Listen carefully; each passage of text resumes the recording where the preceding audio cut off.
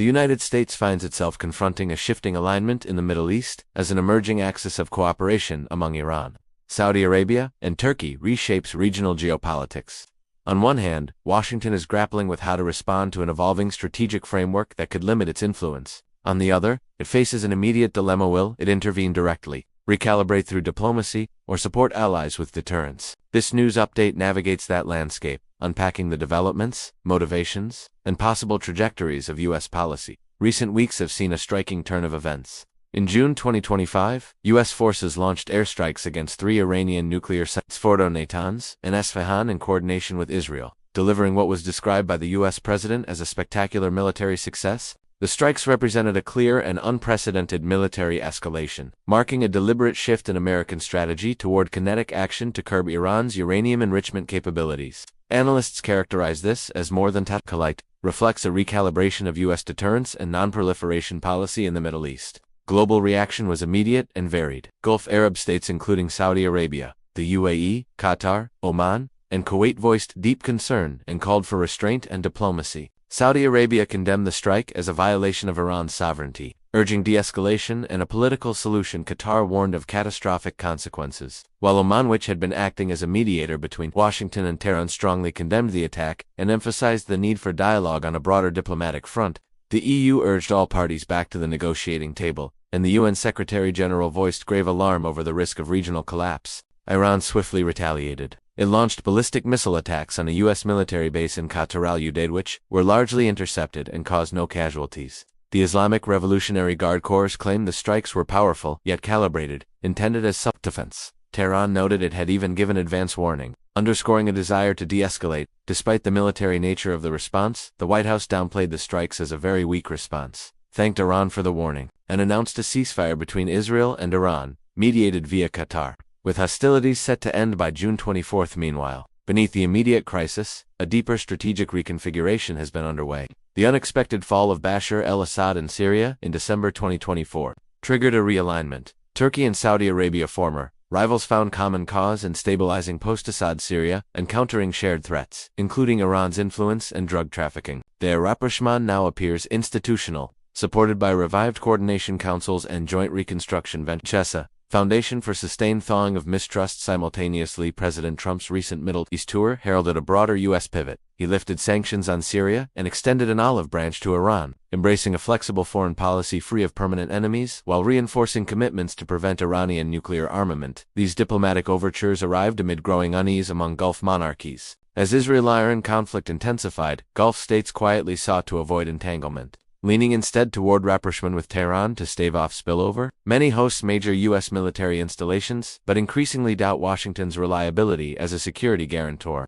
The Gulf leadership, especially in Saudi Arabia, the UAE, Qatar, and Kuwait, coordinated closely with Iran and conveyed messages to Washington, promoting ceasefires and respirative diplomacy. The U.S. strikes and subsequent Iranian retaliation painfully exposed Gulf vulnerability, particularly when al-Udeid, situated in Qatar, was targeted. That episode challenged the assumption of unshakable U.S. protection and fueled regional exploration of broader partnerships with China and Russia. In the shadow of these developments, the concept of an Iran-Saudi-Turkey alliance begins to take shape, not as a formal military bloc, but as a pragmatic convergence of priorities: de-escalation, strategic autonomy, and regional stability. Turkey, for its part, has voiced deep concern over U.S. strikes, warning of dangerous escalation and urging negotiation as the only solution.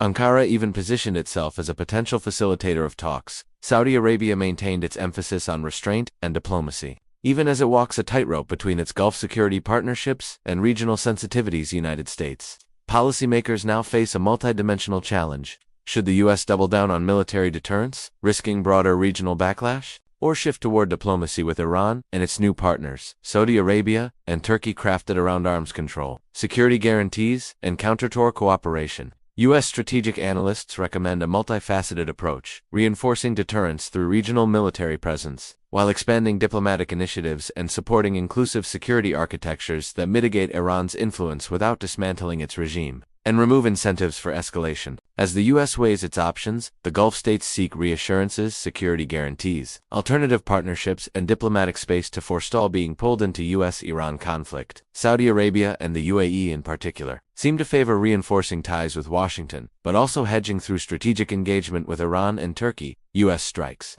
while aimed at non-proliferation, may have inadvertently accelerated the formation of a regional counterbalance comprising former adversaries that makes Washington's next moves pivotal. If the U.S. chooses direct intervention, deploying enhanced troops, launching further operations, it risks alienating regional partners, provoking retaliation against its bases, and fueling further alignment among Iran, Turkey, and Arab monarchies.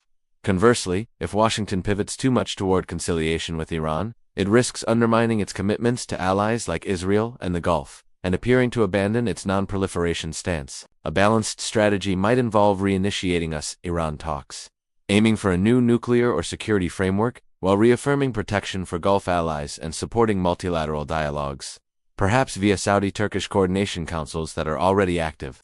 The U.S. could advise the formation of regional forums that include all stakeholders, including Israel, under Offerata formats to manage escalation and build trust, complementing diplomacy with credible deterrence. Missile defense joint exercises could allow Washington to sit astride the new regional architecture without conceding primacy. The immediate future is uncertain. If hostilities subside under a fragile ceasefire, the new axis between Iran, Saudi Arabia, and Turkey may solidify into structural cooperation, economic security, or diplomatic, presenting Washington with a new regional order. Alternatively, renewed flare-ups due to miscalculation, proxy escalation, or external shocks could trigger a reactive U.S. military intervention, but one conducted into an even more complex and resistant regional environment.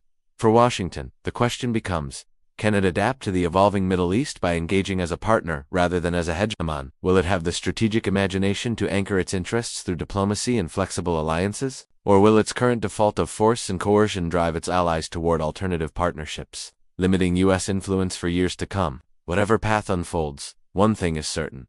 The U.S. response to this nascent Iran-Saudi axis will define the next chapter of American policy in the Middle East. Washington, as choice is not just whether to act but how to act in a region where old alignments are shifting and new balances are emerging.